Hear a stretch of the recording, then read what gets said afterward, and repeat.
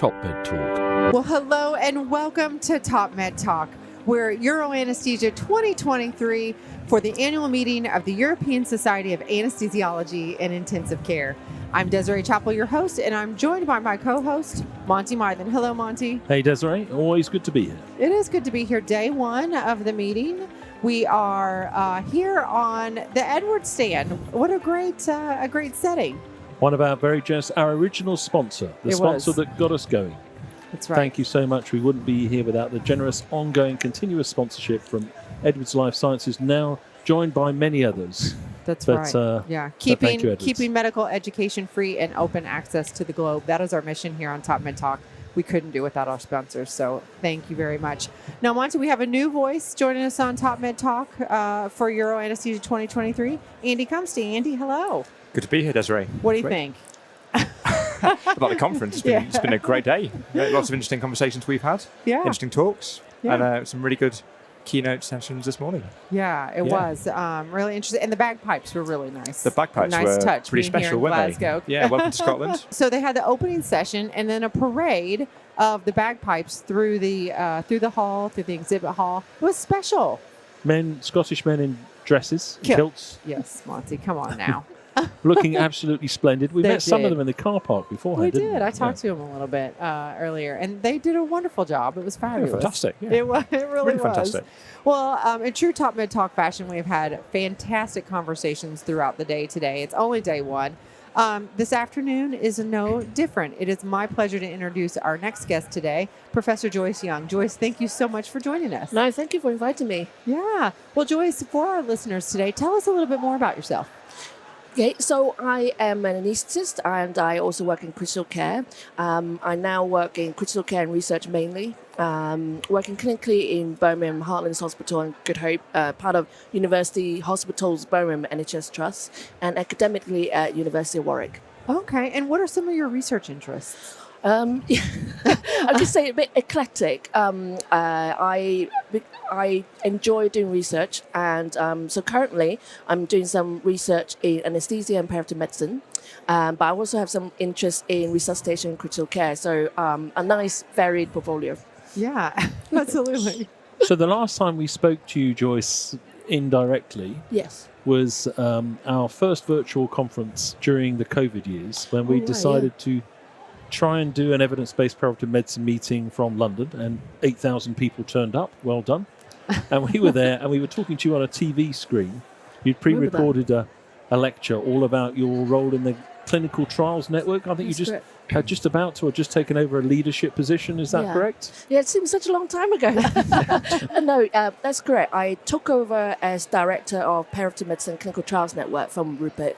Rupert Pearce? Rupert Pearce, a few years ago now. And so I've continued to develop collaborative research in anesthesia and perioperative medicine.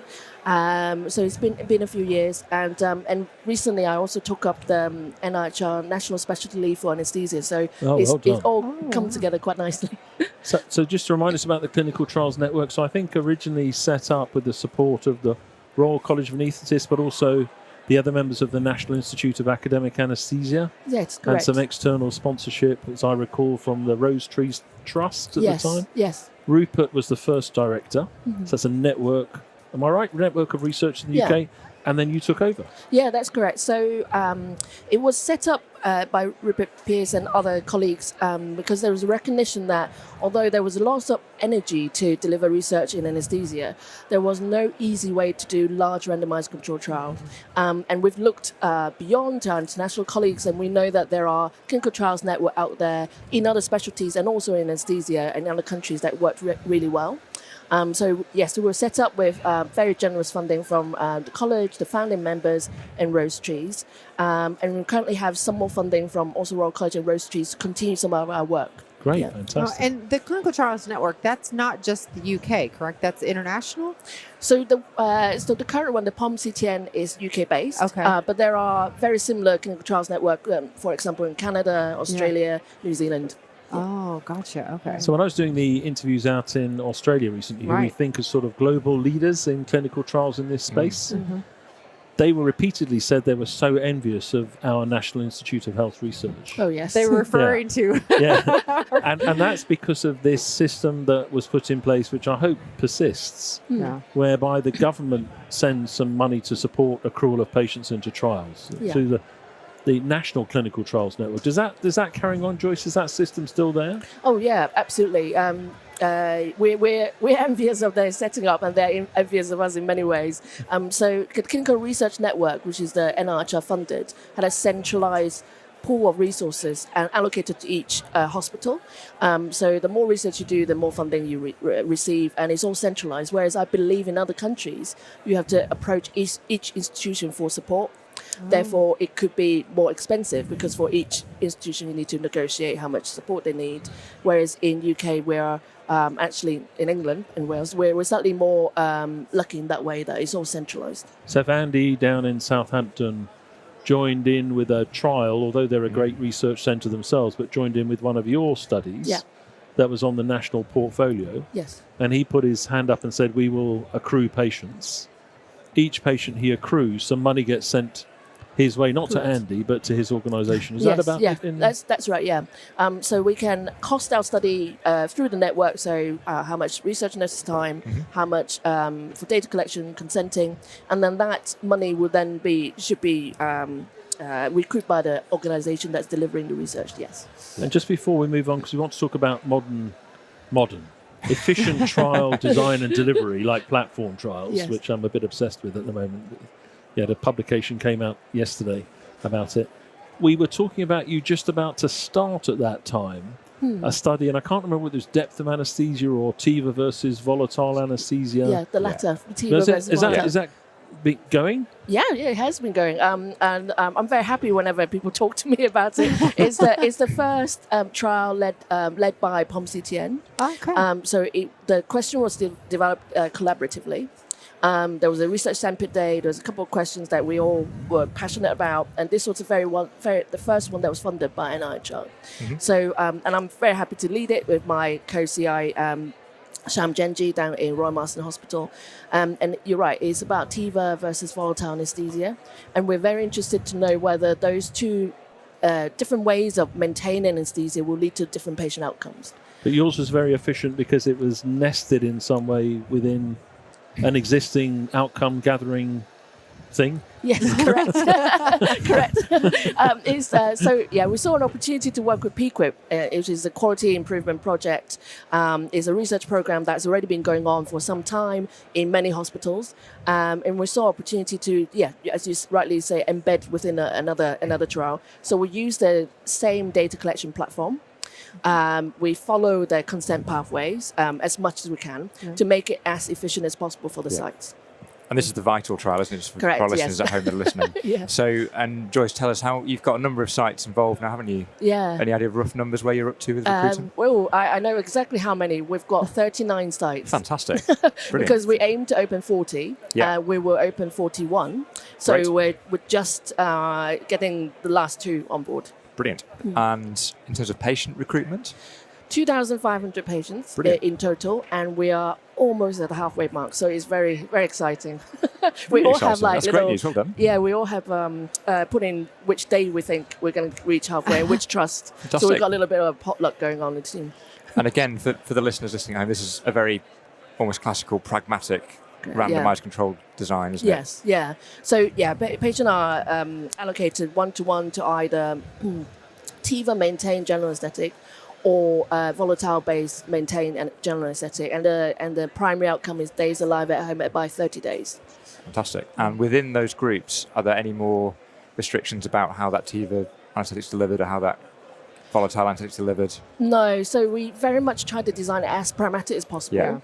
We knew that after COVID workload, to be honest, most people are happy to be doing something different, but they're also very limited by research capacity. We lost a lot of resilience and capacity within research, so we wanted to make it as simple as possible. So it's very pragmatic.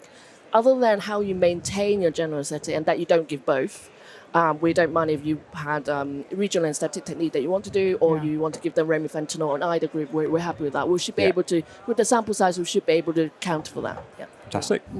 So I was at the POM-CTN's Research Leaders Training event a couple of weeks ago, Yes. which is fantastic. Yeah. And there was a lot of talk about Vital and Symphonia and a number of the other POM-CTN trials that are ongoing at that event. Yes. There was also a lot of discussion about this platform trial design that Hmm. Monty's already hinted at. So before you answer that question about it, so very nicely teased out there, you have started a journey of what we thought was the best way to answer Yeah. a question. Yeah. So to inform the reason you want to do 2,500, you've done a power calculation based on an assumption. So I think you're using a frequentist methodology, not Correct. a Bayesian methodology, which is but the classical. You've said, I guess that this thing we're interested in is going to happen in this many people, and one of the anesthetics is going to be better or worse to this magnitude. And we think to be able to answer that question without having a type 1 or type 2 error, don't have to worry about the fine print there, we need 2,500. Correct. Okay, that's Yeah. the classical approach. And we're going to sit on our hands and do nothing and hope that happens over the next few years. And if when we open the lid at the end of it, it's a big yawn, we're going to say, oh, damn. Is that right? Is that about it? Yeah. That's a really nice summary. But I certainly hope when What we sort of open it, time are we thinking about, Joyce? I mean, when are you expecting to hit that magic number? Any ideas? So What's the projected recruitment the rate? final recruitment should end of May next year. So Right. we've got another year. And you started... We started January 2022. So that's I actually... say. That's rapid recruitment for a Yes. programmatic RCT, isn't it? But still Yeah. 2 years, really. Yeah. Yeah. And of the types of surgery that you're recruiting from, do you have any estimate of how many would have been done in that time? Let's imagine everyone joined in, or half the country joined in. Was Yeah. there 500,000 surgeries, 1 million surgeries? It would have been more than that. I'm Okay. very certain. Yeah. So it was raised, I think, in the opening session about It was, give absolutely, it yeah. up already. This morning, Go, yeah. go Yeah. explore the platform Well, thing. so, Andy. Yeah, Prof. Vincent gave a really interesting session this morning about the future of intensive care medicine, and he, I guess, maybe a bit challengingly, said the RCT is dead. Why are we still in randomised controlled trials? They're costly, they're slow, and they produce negative results at the end of it. Why are we doing them, was his question. And should we be doing different trial designs? And then we've just been talking about an ongoing RCT in Vital that we're still doing. So maybe... I don't know, what do you think about that? Are RCTs dead and should we be doing other things differently? Or? Well, I just want to say, Joyce, to the people at home, you're smiling. Yeah, well, We're not beating up the crying. visitor. no. As we talked about this Challenging question. beforehand. We did, Yeah. And the reason we're bringing it up is because you and others wrote a great article. Yes. I think Paul Miles was the lead author, Yeah. and it was Correct, published yesterday Yes. against the background of a few years now of discussion of an alternative way of doing this. Yeah. And Monty and I, we should declare we're both really passionately excited about this as well, Yeah, aren't we? yeah. So We've we should talked come about out it and plenty. say that to start We're with. biased in we're favour biased of in a the way. fact that- Yeah. So I think I absolutely respect Professor Vincent, and actually, but I think you have to be really brave to say that the gold standard of trying to answer a research question is dead. But I think he's right. There are other ways of trying to answer a research question, and I think COVID taught us a lot. And there were fantastic research that was done in a much shorter space of time compared to how we traditionally do a trial. You're right, with Vital, I think we had the idea towards 2019. We went for funding, got funded, and with the best will in the world, we're not going to finish until 2024 recruitment. By the time we write up, it's 2025, and then you have to publish it. So it's a long time. Yeah.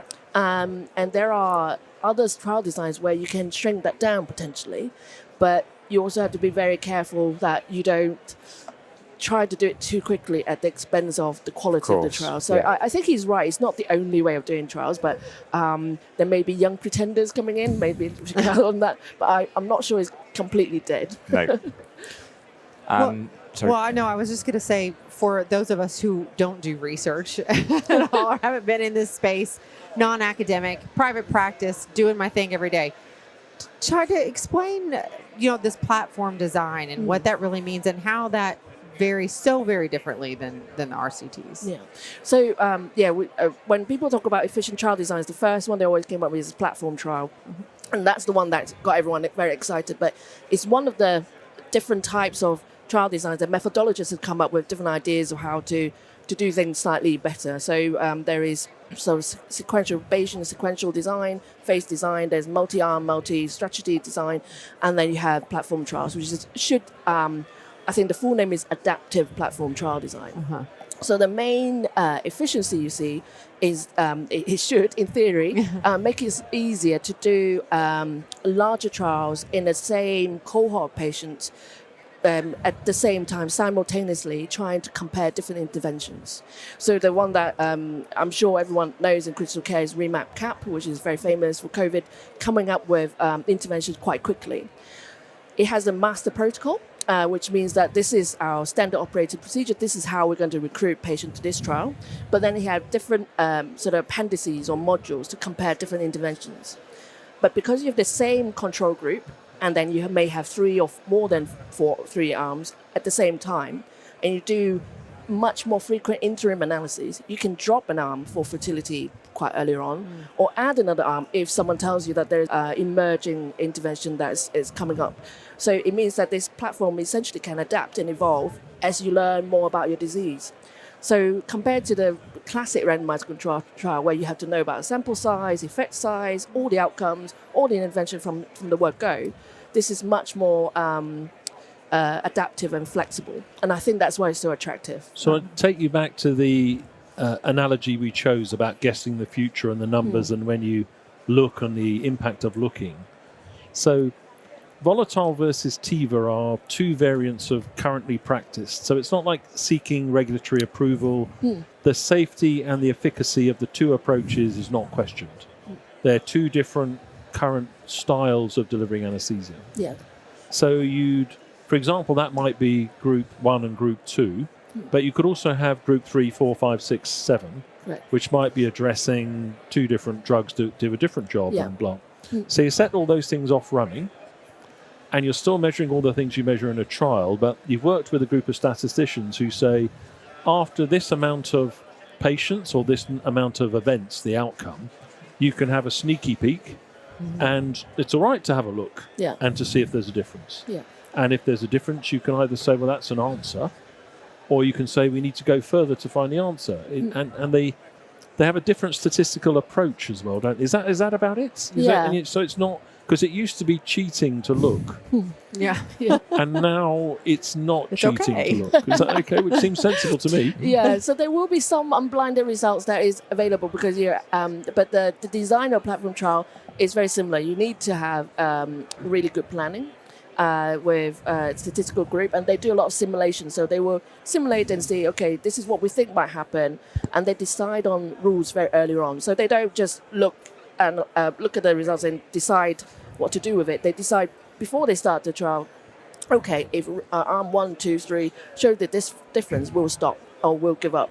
So they don't look at it and then decide what to do. They actually decided what to do, and then they look. Okay. So, yeah, I hope that makes sense. Yeah. But you can get there much more quickly. Yes. And how does it work for the recruiting hospital, the recruiting anaesthetist, if you like? So if you go back to Vital, for example, Hospital X, you said there's 40 hospitals taking part in Vital already. So in that hospital, the hospital agrees they're going to randomise their patient to either TIVA or volatile. They go through the randomisation process, get told what they're going to do, deliver that intervention, results go into the system. Is that exactly the same if they're in the platform analogy, or does things change? Yeah, it should be the same. But I personally, I think the support you have to give to the site and the training you have to provide the site had to be very, very good. As you can say, try to imagine it could be quite confusing if you decide to change things halfway through. Yeah. And so I believe that some of the better recognized platform trials have different domains. So they would say in UK, you all do this and you all change together. And then if you're in, say, Australia, you have a different protocol. So they would try to organize it so everyone knows what they're doing. But from a site perspective, it should be very similar. Yeah. There may be a change of protocol at a certain date, and you'll be told when the protocol go live, and then you will recruit to that. Yeah. So it might be on Tuesday this week we're recruiting to A, B, and C, but on Thursday we're recruiting to B, C, and D. Yeah. Yeah, It's okay. possible. Yeah. And in Nirvana, does that translate? Nirvana. Yeah. Does that translate? And Utopia. Utopia. I mean, like we've seen some of the big cancer trials that have been running for decades now, that you can start this journey with a plan to run it for decades. So you can say, we have a lot of questions to answer. And as things change and new things come along, we can add them in. And therefore, we don't have to keep stop, start, wait, ask a question, wait 5 years, go, well. And, I wish I asked that. and start I wish again. I would have said that or looked at that. Let's do it. Yeah. So can you change that? You can change what you're looking, the outcomes that you're looking at all the time as well. Everything is adaptable. Pretty much. To a certain extent. There's also issue, with governance, there has to be an independent working party that will decide on what's the next candidate intervention, why you're going to do it, and what outcomes and what effect that will have to change take place. So I think in theory it sounds really perfect, but I think in reality it may be more complicated. Well, and that was going to be my next question, as you referenced or talked about the fact that quality may be sacrificed if we kind of transition to this platform. Talk to me a little bit about what are some of those quality things that might be sacrificed.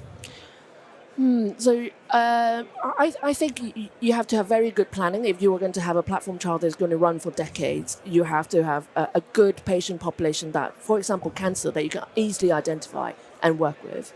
I know that for example, Stampede, which is also a trial in my talk, they after about 10 years of running a trial, they now discover a lot more about molecular cancer. So they're using biomarker to stratify different patients and then randomize the patient onto better to different arms of intervention. So I think if you are going to have a platform trial, you need to dedicate and commit to continually developing your trial in this area and making sure that you update yourself to make sure you are responding to the latest development. So if it is that it's a different anesthetic completely, or some sort of phenotyping or genotype that's come around, you have to respond to that, and you need to be adaptable and flexible. And so within your governance infrastructure, I don't think that's going to be easy. And I actually think a lot of people talk about cost as efficiency. I think to run a really good platform trial is actually going to be much more costly than maybe a handful of randomized controlled trials together. Yeah, interesting. But you might get efficiency and value. Yeah, efficiency in trying to get the answer quicker. Yeah, and higher value. Yes, correct. Yeah. Well, because potentially if you're running multiple tracks and looking at multiple things, it's not just the one RCT that looks at TIVA versus general. Yeah. You're looking at multiple things. So even though it may cost more in the long run for the one platform, you're kind of doing three or four different tracks in it, right? Am I thinking of that correctly? Yes, that's correct. Yeah. Okay. So paper's published in British Journal of Anesthesia. Yeah. It's open source, I think, so you can go straight in and download the PDF. Yeah, Right. we'll link to that in the podcast. We'll put the link on it. Okay. Paul Miles, you and some other familiar names Yes, in there. yeah. A great read. Yeah, absolutely. Thank you. Joyce, as we wrap up here, new projects that you're taking on. I mean, you wear a lot of hats. We understand that, and here on TopMedTalk, what's the thing you're most excited about coming up? Oh gosh. Well, I'm excited about Continuous Vital because it's really energizing to meet with different people. I know it sounds quite low, 40 sites, but it's taken great team effort and just meeting people up and down the country and knowing that people believe in the question, wanting to recruit it, is fantastic. So I'm just looking forward to getting on with the day job, getting it finished. And over the line, that's really important. Yeah. So getting that done will be my main job for the next couple of years, I think. Yeah. And I think I missed it. The outcome for that DAW 30? Is that right? The days alive and out of hospital, 30 days. Same? DAR 30. Yeah. Yeah. DAW Of which we've seen some studies that have shown a result with DAR 30. So Yeah. to remind ourselves, in the 30-day period, how many days you spend at home, and how you define home is a different thing. So let's imagine you're in hospital for 2. Even if you had 2 visits back, to have something done with a wound or something. So what I say to begin with, 4 days, 2 days, 6 days, you've got 24 at home. Yeah. So it's the number of days at home. And home can be a nursing home that you came from. Yeah. But it's the number of days you spend at the place you intended to go back to. Yeah. Is that right? Yeah, Got that correct. Right? Yeah. I love that you guys are looking at it that way, instead of some of the other outcomes, length of stay, recurrence, or, whatever it is that's being looked at, TIVA versus general. That'll be interesting. Well, good luck to you. Thank you. And congratulations on everything that you're doing. Thank and you. I'm sure you drink a lot of coffee. Having to keep going. And thank you for listening to TopMedTalk here at Euro Anesthesia 2023 in Glasgow, Scotland. We'll be back later with Bernd Sogel and Thomas Sheeran. So very excited about that conversation. We'll see you soon. Cheers. TopMed Talk. Thanks for downloading TopMedTalk. Don't forget to subscribe via your podcatcher. Don't forget to check us out on social media. We're on Twitter, Facebook, LinkedIn, and YouTube. And also, don't forget, TopMedTalk is the broadcasting arm of EBPOM, Evidence-Based Perioperative Medicine. We'd love you to find out more about that. If you check out ebpom.org, you can find low prices on some of the conferences we're organising around the world. Many of them are virtual and don't even involve you leaving your own home. Check out ebpom.org now.